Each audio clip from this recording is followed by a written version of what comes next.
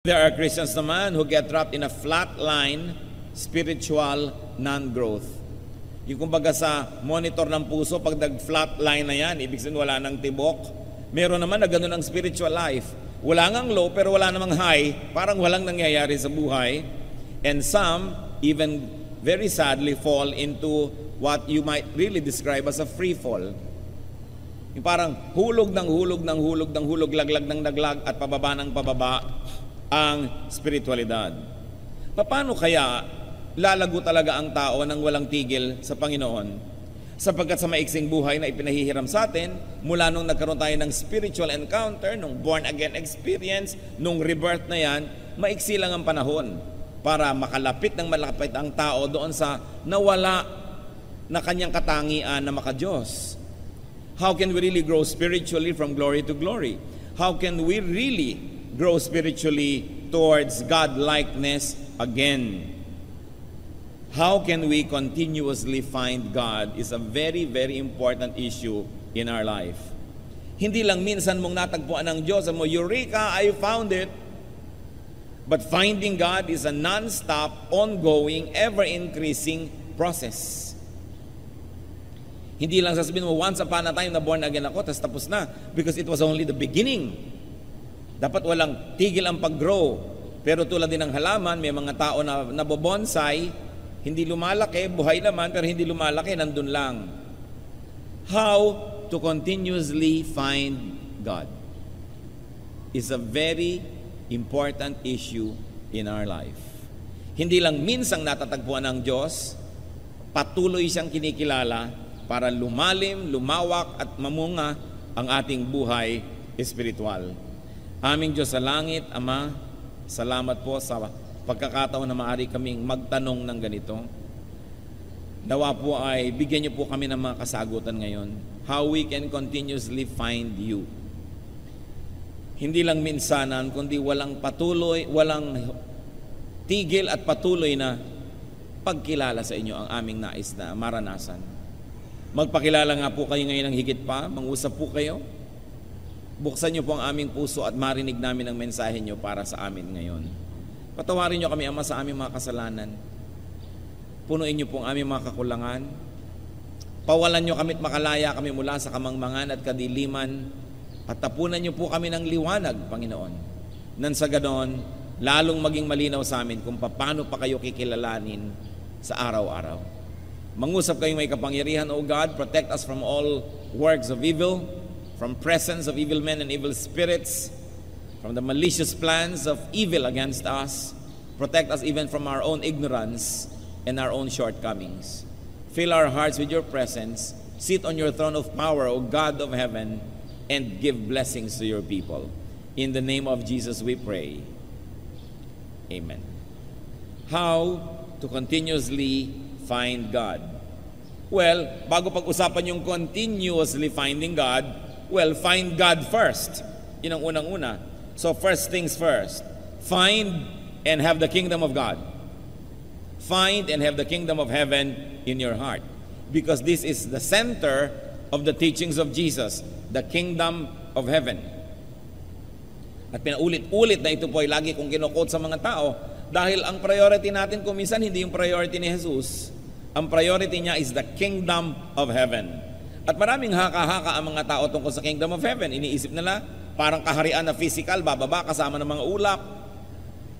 Luke 17:20-21, merong nakikipanayam sa Panginoon ng mga magagaling sa relihiyon.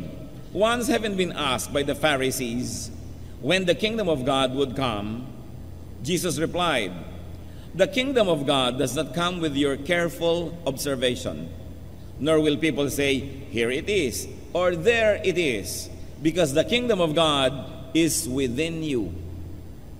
Namnamin lang natin ang kahulugan nito. Napakalaki ng kaibahan na mangyayari sa paghahanap natin sa Diyos.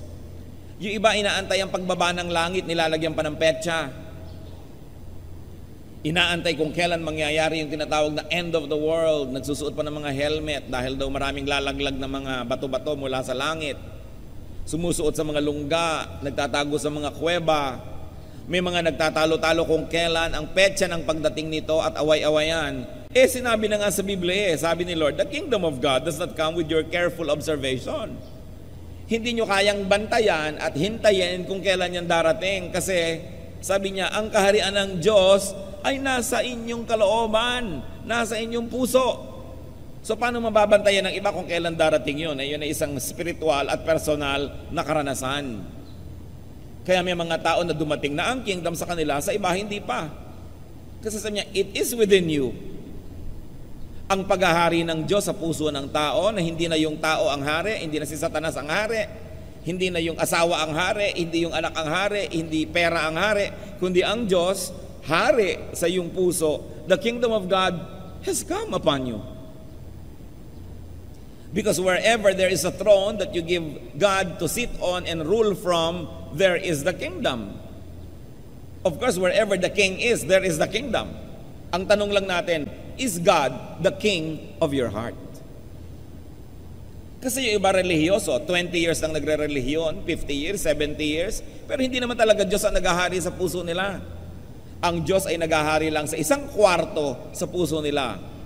Halimbawa, sa Sunday morning, o kaya sa kanilang tawag lang religion. Pero hindi Diyos ang Diyos sa kanilang negosyo. Hindi Diyos ang Diyos sa kanilang romantic life o love life. Hindi Diyos ang Diyos sa kanilang pamamaraan ng pakikitungo sa kapwa. Pero sa relihiyon nila, isang compartment, nandun ang Diyos. So hindi pa naghahari ang Diyos sa iyong puso. Kasi isang department lang. Kaya yung iba nagtataka, ang tagal-tagal ko na sa relihiyon, bakit wala naman ako nararanasan, walang nangyayari sa buhay ko? Kasi inaantay niyang kumidlat, kumulog, umuga ang lupa, kumalembang lahat ang kampana, bumaba ang mga tala. Yun ang ibig nilang sabihin ng spiritual experience. When you let God rule in your heart, the kingdom is within you.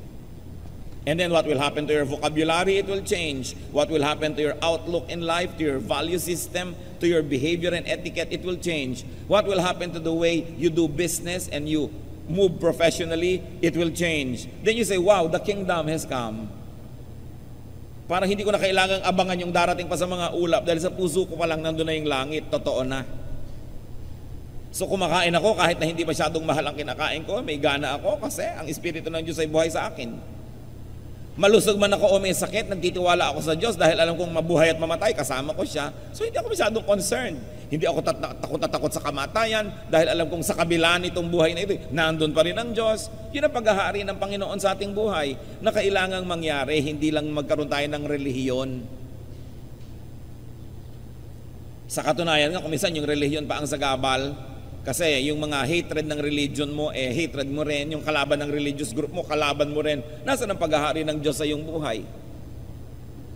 That's why people must be able to transcend religion and religiosity to let God rule in their hearts and therefore have the kingdom of God in their hearts. So the first thing you do is to be born again as Jesus prescribed.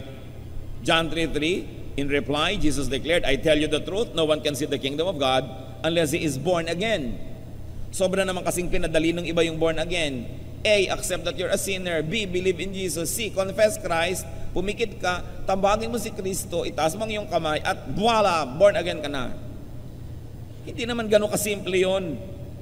Kailangan na iintindihan, dinidibdib nung gumagawa para magkaroon ng tunay na kahulugan. Kasi to be born again is not just an instant thing. Ibig sabihin, ipinanganak kang muli, parang bagong tao ka. So bago na naman, kung dating alam mo ABC, ngayong bago ipinanganak ka na, ang pinag-aaralan naman, mga letra ng mga Chinese, iba na naman ang letra mo, ang mga wika mo, iba naman, Pangasinense naman ang salita mo, o kaya iba naman ang kulay ng yung balat, kasi born again ka, iba ka na hindi na yung dati. So maraming naiiba dapat sa buhay ng tao pag tinawag na born again. Ngayon, kung yung kasungitan mo kasungitan mo pa rin ngayon, tapos born again ka, parang hindi yan totoo. Kailangan ng isang tunay na pagbabago ng kalooban ng puso. At ito'y proseso, hindi nangyayari sa isang minuto, hindi nangyayari sa isang linggo, hindi nangyayari sa isang buwan lamang. Proseso. Dahil progressively, we must allow God to rule in our hearts. Dahan-dahan, unti-unti. So it is an ever-increasing work, kaya sabi, we are changed from glory to glory. Ngayon, kung nakamatayan mo yung proseso na hindi pa nabubuo, syempre, iniligtas ka na ng Panginoon, ligtas ka na. Pero hindi makukontento na minsan lang na born again ka, tapos na. Kailangan buong buhay. Because the kingdom of heaven was Jesus' most prominent concern. We should be concerned about it, and we should be able to operationalize in our lives what it means and how it could be practical. Kaya yung mga iba, kabo-born again nila, naiinis lang yung mga tao dahil wala namang makitang bunga, tas born again ang born again. Nasisira tuloy yung pangalan ng born again, nagiging mislabeling, at kuminsan panglibak na sa iba na gamitin yung term na yon dahil yung nagdadala ng word na yon ay hindi karapat-dapat. Kaya pinag-iingatan po natin. So once you have found the kingdom, once you have been born again, once you have had a spiritual experience, meaning you realize your wretched sinfulness and condition, and you sought God's forgiveness, and decided to live a new life, and na born again ka na, what must you do now? Non-stop is to grow in God-likeness. Kailangan kamukha tayo ng Diyos. How can we know God? How can we be like God? First of all, is to know God. Through the scriptures. Nakikilala naman natin ang Diyos sa pamamagitan ng mga nasulat na. Very especially, we should know God through what God said. Yung mga direct quotation sa Kanya sa scripture, yung mga sinabi niya, inutos niya, napakahalaga nun. To know God. And also to know God through what the writers said about God. Pero mag-ingat din tayo dahil hindi naman ko muna nasulat dyan at sinabi ng iba tungkol sa Diyos, tama na nga. Kasi kung minsan opinion lang ng tao yung sinasabi doon, hindi naman ibig sabihin ay yun na nga ang kinonfirm na katotohanan tungkol sa Diyos. Alam niyo naman yung Biblia, nakalagay din dyan ng mga quotation galing kay Satan, nakalagay din yan yung mga maling konsepto ng mga tao tungkol sa iba. So hindi ko muna nalagay dyan, yun na yun. Susuriin nyo pa rin, ito ba'y totoo o misconception nung nagwika nito? Katulad ni Paul at si Silas na pagkamalan sila na mga Diyos ng Greek mythology. So hindi ibig sabihin naging Diyos nga sila, pero nakalagay doon, tinawag sila na ganito't ganon. So sabihin natin, ay mali yung tumawag. Tulad po sa Psalms, napakarami dyan mga prayer na Diyos ko, durugin mo po mga kaaway ko, ubusin niyo po sila, pulbusin niyo po sila. Because the Psalm is a record of people's prayers. Some of their prayers are probably not right. It's just a record of how they prayed. So ikaw ngayon, sa pagkakilala mo sa Diyos, susuriin mo yung mga prayer doon. Parang ang prayer na ito, hindi ganito ang sinabi. Dahil ang sabi ng Panginoon later, di ba? Don't wish harm for your enemies, love your enemies, do good to those who persecute you. Pero ipapadalay mo, durugin nyo po ang mga dikdikin nyo po, pulbusin nyo ang aking mga kalaban. Ganyan yung mga ibang prayer doon sa Psalms. Hindi naman common naka-record doon, ibig sabihin, kokopyahin mo na yon. Kaya kailangan, nauunawaan mo, what is the central core of God's teachings, and then by that central core, you measure all other things that you read in the Bible, and you say, itong opinion na ito ay hindi in accordance with the revelation. It's not in accordance with what God says in this verse. So, hindi common nandun, nakita mo, kokopyahin mo ng buong buo, kasi si Satan, nandyan din ang mga quotations niya kaya isang mahalagang pag-aaral. So, know God through the scriptures. And then know God through your godly action. Through your deeds. Do what God did and do what God does, and then you will know Him. Gaano karami sa inyo na ang dentista ngayon, na naunawaan nyo lang yung tatay nyo na dentista nung araw, nung naging dentista na kayo? Gaano karami sa atin na ngayong naging magulang, tsaka lang natin naunawaan yung mga magulang natin nung araw, na ayaw natin yung mga regulasyon nila, pagbabantay nila, pinapauwi ka maaga, pero ngayon ikaw na yung magulang, ikaw na ngayon yung nagsasabi ng the same lines na yon. Kasi pag nagawa natin ang ginagawa ng isang katauhan, doon lang natin siya lubos na nauunawa. Gusto nating makilala ang Diyos at unawain siya, gawin natin yung gawain niya. Kaya nga gusto nyo maunawa ang isang pastor, magpastor kayo. Gusto nyo talagang maunawa ang dinaranas ng isang spiritual leader? Gawin ninyo. Sabi ko nga, I wish everyone would become pastors, then I can take my revenge. Kasi iba, hindi nila nauunawa yan Subukan mong ipagawa at mauunawaan nila unti-unti ang mga bagay. So gusto po nating maunawaan ng Diyos, gawin natin ang mga ginagawa niya. Tularan natin siya. At habang nilalandas natin yung kanyang tinahak na yun, sabi natin, ay ganito pala talaga, ngayon nauunawaan ko. 1 Peter 1:16, be holy because I am holy. That is the requirement of God. You want to be God-like? You want to know me? Be like me. John 14:12, Anyone who has faith in me will do what I have been doing. This is what Jesus said. Nananalig ka pala sa akin, kailangan ginagawa mo yung ginagawa ko. Kasi pag iba yung ginagawa mo sa ginawa ko, hindi ka totoong nananalig. Sa bibig lang yung pananalig na yan. So, kanina nakikilala natin ng Diyos sa Bible, mental knowledge. But through action, you get to know Him through experiential knowledge. And that is an even deeper understanding. Because you experience the experiences of God, then you know God more. We can know God through meditation. Very important. Kulang na kulang ito sa mga buhay ng maraming mga mananampalataya. Kulang sa meditation. Magpe-pray pero shopping list ang prayer, request list. Puro utos. Hindi meditation yun. Psalm 77:12, I will meditate on all your works and consider all your mighty deeds. So pag gusto nyo mag-meditate on the works of God, you concentrate on one work of God and just focus on it and think about it and let it sink down into your heart. You want to meditate on God's Word, hindi naman magbabasa ka ng 10 chapters. Meditate on one sentence, meditate on one idea, and just dwell on it. Ibabad nyo ang sarili nyo sa isang sentence, sa isang katuruan, sa isang word, and you meditate, and wonderful things happen. Even scientific findings show us that meditation helps to increase the cerebral cortex, that part of the brain responsible for many things. Sinukat po nila yan at nasusukat na kasi ngayon. Yung mga mahilig mag-meditate, kumapal yung cerebral cortex sa kanilang brain. Talagang may nangyayaring pagbabago. At di po ba ang sabi? Be changed by the renewing of your mind. So if you really want to change, something has got to change in your mind. If something will change in your mind, something's got to change in your brain. Kaya mahalaga rin yung mental and meditative process as part of our spiritual growth.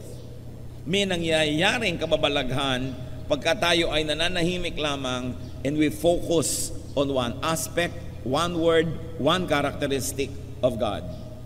Marahil yan ang ginagawa ng Panginoong Jesus na magdamag, sinasabi nandun siya sa tahimik na lugar. Hindi naman siguro siya magdamag na nananalangin, literally, kasi sabi niya, your Father knows what you need before you ask Him, let your words be few. So anong ginagawa niya magdamag? Nag-meditate, marahil siya. Yung ayaw niyang paabala, he will focus on one character of God or one word and meditate on it. Remember, for anything to change in your deeds, something's got to change in your thoughts. And for our thoughts to change, some changes must happen in our brain. Kaya hanggang hindi natin kinakaladkad yan at isinasama sa ating buong metamorphosis, kulang at kulang din. Meditate more. It is important. Yan ang nawala sa buhay Kristiyano ngayon, yung reflection and meditation. Importante. Know God through God's personal revelation. May revelation sa atin, nasa Bible. May revelation sa atin sa pamamagitan ng mga patotoo ng iba, payo or counsel ng iba, pero meron po mga revelation ng Diyos na napaka-personal, kailangan yung marinig ang kanyang tinig, though not literally, kailangan nananahimik and let God reveal Himself. Amos 4:13, He, referring to God, who reveals His thoughts to man, the Lord God Almighty is His name. So God reveals His thoughts. Kailangan natin yung ganung spiritual experiences na nakikita natin yung hindi natin dating nakikita, nadidinig ang hindi nadirinig. It is a spiritual journey at kailangan personal ang approach nyo dyan. Hindi nyo yan makukuha sa pag-attend ng Bible study, sa pag-attend ng worship, sa pag-attend ng fellowship. May iba kayong nakukuha sa mga ganung group activities, but you must never neglect your personal fellowship with God. Yung solo kayo lang ng Diyos, nananahimik ka at pinapakinggan mo ang kanyang tinig because God reveals Himself. Know God through a deep understanding of God's image in you. Isa pa yung kulang sa pagkilala natin sa Diyos. Huwag na kayong lumayo. Kilalanin ninyo ang inyong sarili at may makikita kayo na imprint of God's image. Genesis 1:26, Then God said, Let us make man in our image, in our likeness. Kung minsan nane-neglect natin ito, na-appreciaten that we were made in God's image. May bakas ang personalidad ng Diyos sa ating personalidad. Hanapin nyo yon. May bakas din si Satanas. Okay? Kasi nai-impluensya niya tayo. Kumisan nga siya pang mas maraming bakas. Pero may bakas ang Diyos sa atin. Na kung yung bakas na yun ay kinikilala natin, pinapakain natin, pinapalakas natin, yun ang lalaki ng lalaki, the image that was lost in the Garden of Eden. Not totally, but was damaged when Adam and Eve sinned. The image of God that was damaged when we committed personal sin and when we continue to commit sin. But there is that image of God in us. Genesis 2:7, the Lord God formed the man from the dust of the ground and breathed into his nostrils the breath of life, and the man became a living being. Hiningahan tayo ng Diyos. Literally or not, symbolically or not, there is an aspect, an element of God that was given to us. Kailangan nating hanapin yon, bungkalin, palaguin. And how do you do that? In the easiest way, imitate God. Be like God in thought. Kailangang matutunan natin mga kapatid na mag-isip tulad ng pag-iisip ng Diyos. Suriin po ninyo inyong pag-iisip. May gumawa sa inyo ng masama. Anong number one tendency natin gawin?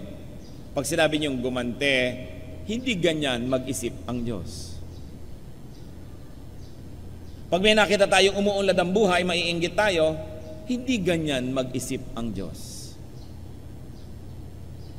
Pagka may nakita tayo na pag-iiwanan na tayo, gusto natin siyang hilahin pababa, hindi ganyan mag-isip ang Diyos.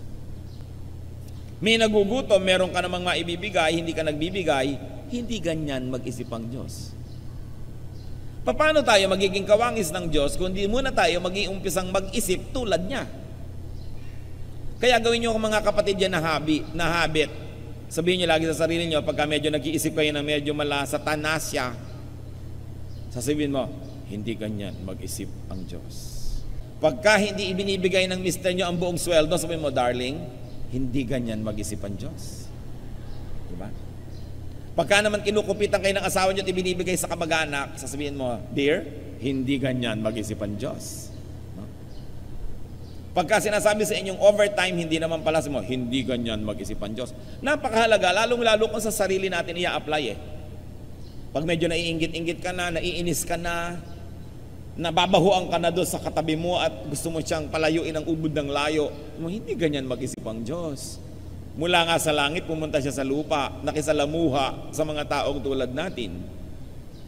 Pagka may kapatid ka, magmamanahan kayo, naghihingalo ang nanay ninyo, nag-aagawan na kayo, sabi niyo, hindi ganyan mag-isip ang Diyos. Pagka lang naalala natin yon, we will be able to imitate God. Remember, the best way to imitate a person is not only to imitate his looks, but to imitate the way he thinks. So isipin natin ang pag-iisip ng Diyos. So be like God in thought. At pag nangyari yon, we will be like God inward. Sa pagsasalita, magiging makadiyos. And of course, we will be like God in action. Mga kapatid, yung action at saka word, ang pinagsisimulan lang nun, yung thought. Bantayan nyo lang ang inyong thought. Wala na kayo ibang dapat bantayan pa. Because everything else will follow. When you think like God, you will automatically be like God. You don't have to be watchful about everything else. John 14:12, I tell you the truth. Anyone who has faith in me will do what I have been doing. This is Jesus speaking. He will do even greater things than this. Sabi niya, naniniwala kayo sa akin, gagawin niyo lahat ng ginawa ko. Sa katunayan, mas marami pa kayong gagawin. Mahihigitan niyo pa ako. Kasi sandali lang ako may ginawa, kayo matagal. Sabi ni Lord, naniniwala kayo sa akin? Higitan niyo ang mga ginawa ko. No, hindi niyo huwag naman higitan niyo yung pagpapapako sa krus. Kanya lang yon. Yung kabutihan niya sa mga kapuspalad, yung pag-unawa, pag-intindi, pagtuturo at pagtutuwid niya sa mga naliligaw ng landas, yung pakikisalamuha niya sa mga sinners and tax collectors and publicans. Hindi ko mo relihiyoso, lumalayo sa taong ganon. Nakikisalamuha siya dahil siya ay salt of the earth, light of the world. Tularan natin siya. Kung minsan ang layo-layo na natin kay Jesus. Ang layo-layo na natin sa isa pa nating hinahangaan na si John the Baptist. Ang mga relihiyoso sa daang nakaraang panahon hanggang sa ngayon, pag sinuri nila yung kanilang behavior, lifestyle, and religious activities, ibang-iba sa ipinakitang halimbawa ng Panginoong Jesus. Meron pa mga nagtatanong, Pastor, papayagan ho ba natin pumasok dito yung mga naka-jogging suit? Dahil naglalaro-laro dyan, magwo-worship. Bakit naman hindi? Sa palagay nyo kaya kung darating dito si Jesus ngayon, nakakurbata? Kung darating kaya ngayon dito si John the Baptist nakabarong Tagalog, mga Jeprox nga sila nung panahon nila. So bakit hindi? Pero hindi, wear your Sunday best. Yan ang ngayon ang culture ng church. Although hindi naman masama, ha? Pag naaalala ko na, naku, para kayo mga long sleeve at para mga ibuburol, kulang na lang bulak sa ilong. Yun daw ang pagharap sa Diyos. Well, hindi yun masama. Hindi ko yun kinokontra. Presentable kayo, mabuti. Pero huwag niyong husgahan yung gusgusin na dumarating. Kung yun na lang ang damit nun. At para sa akin, kasi naman hindi siya umaten, kahit ano na lang, dumating siya dyan, huwag lang siyang hubot-hubad dahil baka naman tayo magambala. Pero huwag hinuhusgahan ng tao sa itsura, sa ganyan. Diba? Sasabihin pa natin, linggo dapat Sunday. May linggo ba sa langit? God is timeless. But it's nice to wear your best so that you look good for God. But don't judge people who don't share your opinion about dressing. Dahil may kani-kanyang kalagayan tayo. Kung may mga nagtitinda pa buong madaling araw, nagtinda pa dyan sa Nabotas, tapos pupunta dito para mag-church, ine-expect nyo ba na bihis na bihis? Di dala niya banyera, may mga dala siya mga kaliskis, at kumatalsikan kayo, pasensya kayo. Dahil ganyan mag-isip ang Diyos.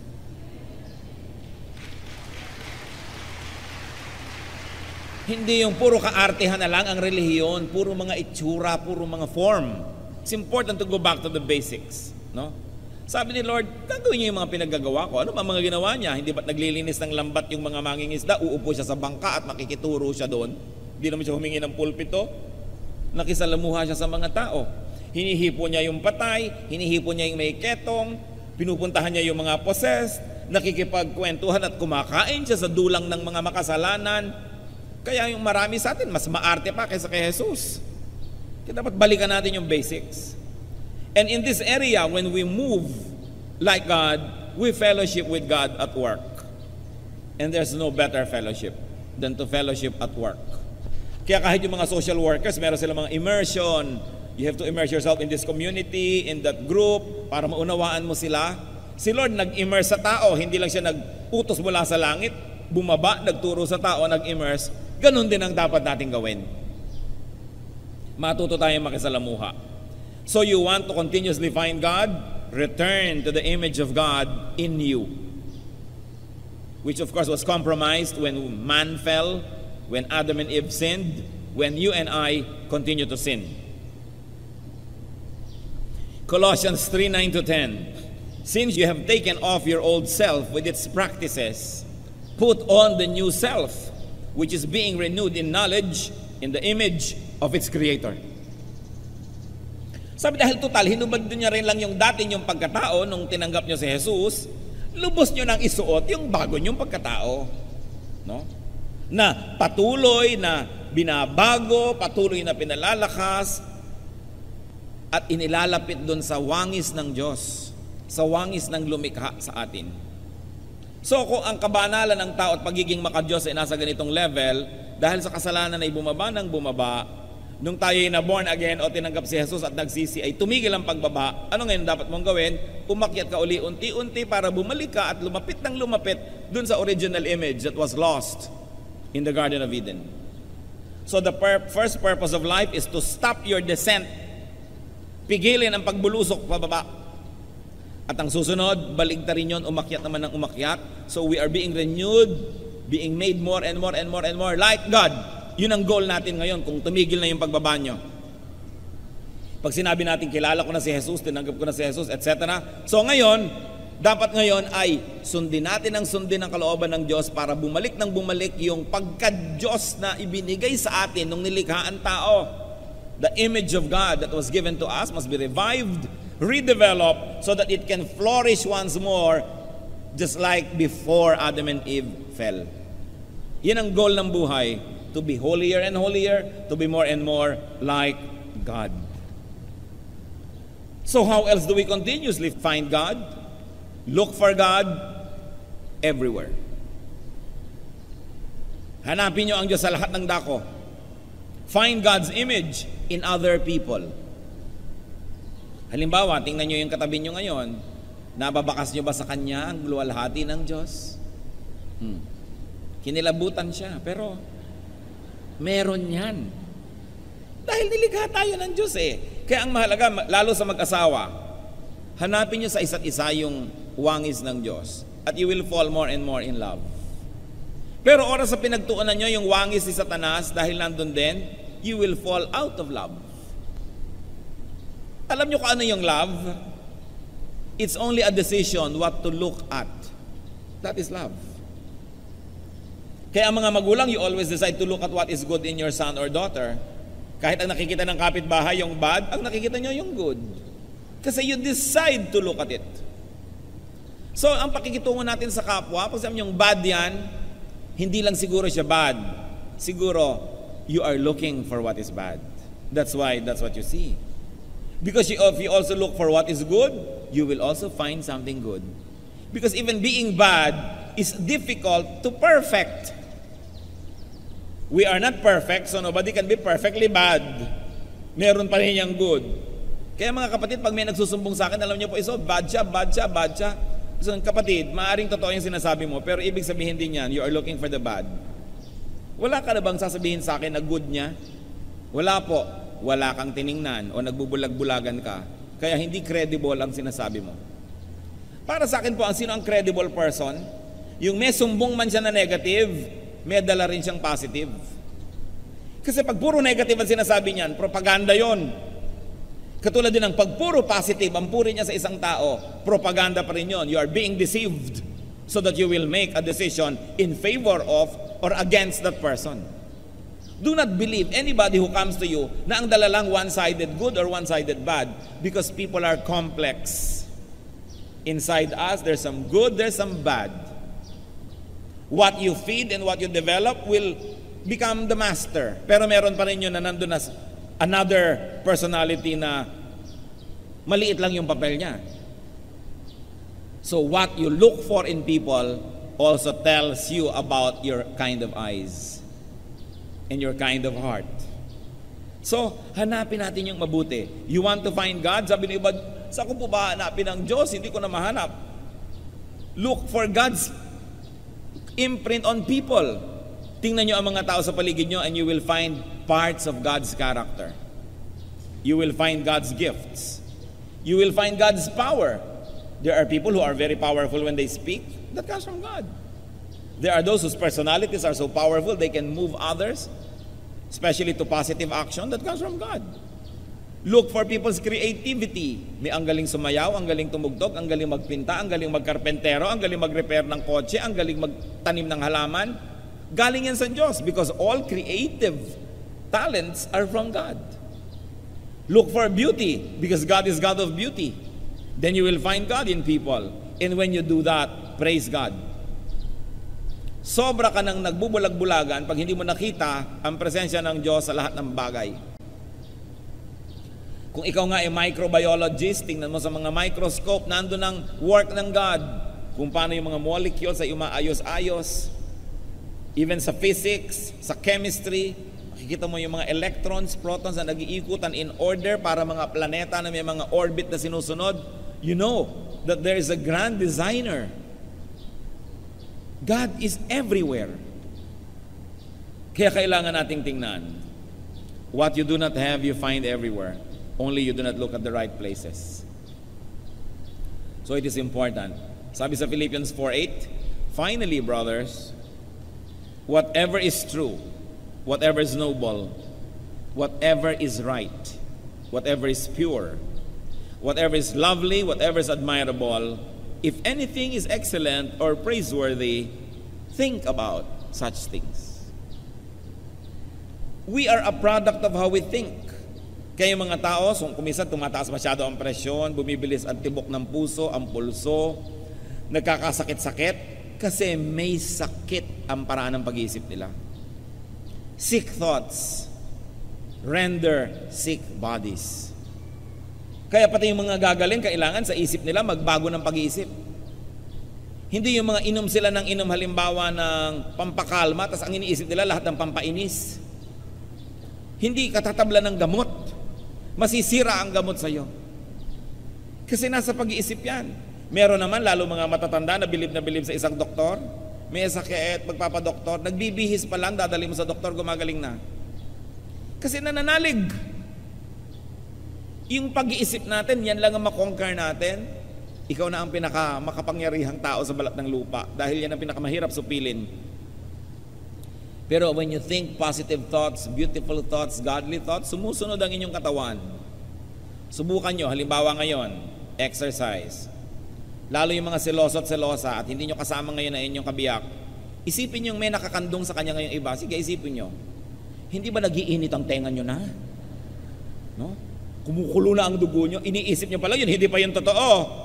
Pero pag totoo na sa inyong isip, kasunod na yung inyong katawan.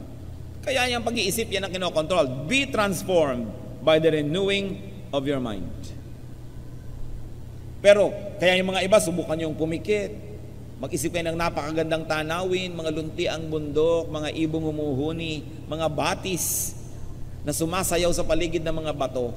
Di ba napapangiti kayo at nare-relax? Word pa lang yung naririnig nyo sa akin, ha? Kung hindi nyo pa nakikita yung totoong bato. This is the power of words. Kaya pag may narinig kayong salita na sinabi sa inyo, lalo yung minura kayo, para kayong nakuryente, para kayong tinamaan ng kidlat, may talab. Word lang yon, sound waves. That's why we should control the words. We should control the thoughts. This is where the battle happens in our mind. Pag natalo ka na sa isip, talo na, kasunod na lahat yan. Dahil ang katawan, sumusunod lang yan sa isip. So sabi, our battle is not against powers, but against principalities in the air, against the unseen forces, which lay claim to our thoughts. That's why it is important to control, to discipline the way we think. At sabi, ano daw ang isipin? Whatever is true, noble, right, pure, lovely, admirable, excellent, praiseworthy, think about such things. And may I say, apply this when you think about your husband or wife, about your mother or father, about your son or daughter, about your daughter-in-law, about people at the office, people in school. Think about these things. Kailangan natin palitan ng pag-isip tungkol sa tao. Because our thoughts have mysterious ways of becoming. And very importantly, in our search for God, find God's image in creation. It's a challenge and a wonderful journey of discovery. Find God in nature. Hindi naman ibig sabihin yung dahon na sambahin mo dahil nandun ang Diyos. Tingnan niyo yung gawa ng Diyos dun sa dahon. Makikita niyo na may gumawa niya. Find God in natural phenomena, in the heavenly bodies. Find God in cells and molecules. If you're a chemist, find God in chemistry, or in physics, in mathematics, in biology, in the arts, because the imprint of God is everywhere. Romans 1:20.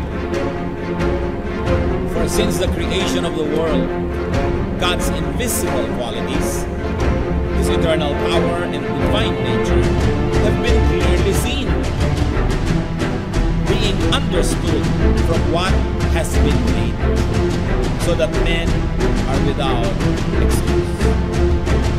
Pag tinitingnan natin ang mga pyramids of Egypt, pagamat kalansay na lang yung natira, sabi natin, ang galing naman ito.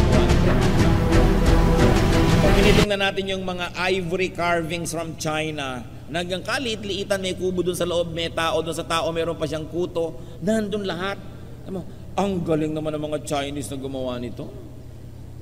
Pag tinitingnan mo yung mga tela na hinabi ng mga Maranao, ang galing-galing naman nilang gumawa ng mga color combination. Paano mo makikilala ang lumikha? Tingnan mo yung nilikha. Paano mo makikilala ang isang musician? Tingnan mo yung nilikhang musika. Paano mo makikilala ang isang speaker? Tingnan mo kung paano siya magsalita at anong ginawa niya sa kanyang material. Paano mo makikilala ang isang arkitekto? Tingnan mo yung ginawa. Paano nyo makikilala ang Diyos? Hindi kayo kailangan lumayo. Tingnan nyo ang lahat ng ginawa niya. That's why we must have respect for the environment. Respect for the cleanliness of our planet. Dahil Diyos ang gumawa niyan. At pag sinira natin yan, tayo rin ang nawawalan. How else will you find God? Kasi remember, our topic is continuously finding God. Kasi pag may God dito, may God doon, may nakikita mo lahat, you cannot help but be godly. Plant godliness in people's hearts. Sabi nila, kung ano po ang inyong tinatanim, siya ang inyong inaani. Gusto niyo mapaligiran kayo ng godly words? Magtanim kayo ng godly words sa inyong mga kasama. Gusto niyo maligid kayo ng mga Kristiyano? Plant Jesus in people's hearts so they become Christians. Gusto niyo maligid kayo ng kabutihan? Gumawa kayo ng kabutihan dahil itinanim nyo yon, bubunga yon. 2 Timothy 4:2, preach the word. Be prepared in season and out of season. Correct, rebuke, and encourage with great patience and careful instruction. Bakit po ang mga Kastila, pag nagpupunta sa Pilipinas, at sa katunayan ay patuloy silang nagbibigay ng mga grants para i-preserve ang intramuros, i-preserve ang mga lumang mga simbahan, ang mga fortresses, ang mga lighthouses. Bakit? Ba't ang mga Kastila ngayon, kahit saan pumunta sa Pilipinas, makikita nila yung mga simbahan, yung imprint ng kanilang relihiyon. Bakit? Kasi nagtanim sila dito ng daang taon. Daang taon sila nagtanim. Kaya kahit saan ka tumingin ngayon, ang center, focal point ng ating mga plaza, mga simbahan Katoliko. Diba? Sa ating architecture, mga bahay na bato, yung mga ginawa nung period na yun, kasi ang dami nilang itinanim eh. Bakit kahit saan ka na lang ngayon pumunta, nag-i-English sa mga Pilipino? Kasi itinanim ng mga Amerikano yung wika nila sa lahat ng elementary schools sa buong Pilipinas. Dahil nagtanim sila, umaani sila. Bakit hanggang ngayon wala pa tayong pambansang wika talaga na napaka-effective? Hindi naman natin tinataniman eh. Yun nga mga taga-region number ganon, gusto man nila uwitin ang pambansang awit sa kanilang dialect. Ayaw nilang gumawa ng isang buong pambansang wika para sa lahat. Aamin basta yung wika namin ang gagamitin namin. Kaya hanggang ngayon, wala tayong na-evolve na talagang isang effective national language. Siyempre, kung hindi kayo nagtatanim, wala kang aanihin. Sasabihin natin, sobra naman ng Espanya ang impluensya sa Pilipinas. Sobra namang naapin, ang kutakot-takot na Priley, ang napakaraming tao. Nagtanim sila eh. Magtanim ka ng mabuti at masama, aani ka nun. So tayo, gusto nating maligid tayo ng godliness, di magtanim tayo ng godliness. Gusto nating maligid tayo ng mga mananampalataya, di magmisyon tayo at magtanim tayo sa mga puso. Gusto niyong maligid kayo ng kabutihan, magtanim kayo ng kabutihan. Proverbs 11:30, he who wins souls is wise. Galatians 6:10, therefore, as we have opportunity, let us do good to all people, because what you plant is what you harvest. You harvest what you plant. It's a very basic reality. Galatians 6:7, a man reaps what he sows. Kung anong itinanim, aanihin. So when you replicate your godliness in other people, when you plant the word of God, when you do good deeds, eventually you will see God everywhere. And you will see God in everyone's heart. So you want to continuously find God? Exalt God everywhere. Purihin siya. Itaas ang kanyang pangalan kahit saan. Worship God anywhere and everywhere. John 4:21 and 24, Jesus declared, believe me, woman, a time is coming when you will worship the Father, neither on this mountain nor in Jerusalem. God is spirit, and his worshipers must worship in spirit and truth. So when we worship everywhere, then God's glorious presence will be everywhere. No believer of God must feel alone, because God is always around. Psalm 139, 7-9. Where can I go from your spirit? Where can I flee from your presence? If I go up to the heavens, you are there. If I make my bed in the depths, you are there. If I rise on the wings of the dawn, if I settle on the far side of the sea, even there your hand will guide me. Your right hand will hold me fast. In other words, saan man ako magpunta, O Diyos, naroon po kayo. God is everywhere. something is very wrong if people do not find God. If people do not find God, it only means that they close their eyes, they refuse to see God, because the imprints of God's presence are everywhere. Matthew 7:7, seek and you will find. At yan po ang gusto kong iwang tanong sa ating lahat. Are we seeking God? Yung pag-attend ng ganitong mga public events is an act of seeking God, but it's not everything. If it's the only thing you do, well, you will find a bit of God, but you will probably not find enough that it becomes glorious in its proportion in your life. Kailangan ng meditation, kailangan ng personal study, ng prayer, kailangan ng pagsunod sa Diyos at paggawa ng kanyang mga gawain para dumami ang mga channels through which we can know and see God. Search for God above and beyond group Bible study, above and beyond worship and organized religion. The deep search for God is personal. Hindi pwedeng i-regulate ng leader, ituro kung saang chapter. It is a personal quest. Dapat po tayo may kani-kanyang personal na paghahanap sa Diyos. At pati yun, hingin nyo sa Diyos, paano po gagawin kong personal ito? Dahil sabi niya, ask and it will be given you. Seek and you will find. Knock and the door will be open to you. So magtanong sa Espiritu ng Diyos at gawin natin. Find God and enjoy God. Deuteronomy 4:29, if you seek the Lord your God, you will find Him. If you look for Him with all your heart and with all your soul. Aming Diyos, gustong-gusto po namin kayong lalong makilala. Gustong-gusto namin, Lord, na maging personal ang relasyon namin sa inyo. Gustong-gusto namin malapit sa inyo. Ituro niyo po sa amin, Panginoon, kung ano ang mga hakbang na dapat namin gawin bukod sa mga ginagawa na namin ngayon para lalo namin kayong makilala. Sa amin, Panginoon, ang mga kapatiran na hindi malaman kung paano ito gagawin, kahabagan ninyo, ituro nyo sa paraang mauunawa namin at magagawa kung paano kami malalapit sa inyo. More than religion or religious activity, we like a personal relationship with you, O God.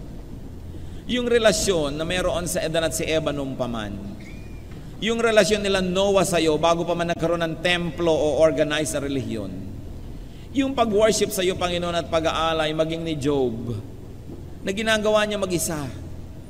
Bago pa na-develop ang temple and temple worship, bago pa naging elaborate ang religion, gusto namin kayong makilala sa ganun ding paraan. Bagamat ipinasasalamat namin ang aming kapatiran, ang aming fellowship, and we're thankful for what we can do together, teach us, O God, to have very personal dealings with you. And may you also deal with us in a very personal way. Reveal yourself to us. Mga kapatid, sa ilang saglit ng katahimikan, manalangin tayo. Hilingin niyo sa Diyos na magpakilala pa sa inyo. Hilingin niyo sa Diyos na magbukas pa ng mga mata na nakasara hanggang ngayon. Hilingin niyo sa Diyos na kung ano man ang dapat gawin upang ayon tayo sa Kanyang kalooban, madinig natin ang Kanyang tinig, ay ipagkaloob niya sa atin. In silence, seek God. And there is no doubt He will answer because He likes to be found. He likes to be known. He likes to be close to us. Be with the Lord.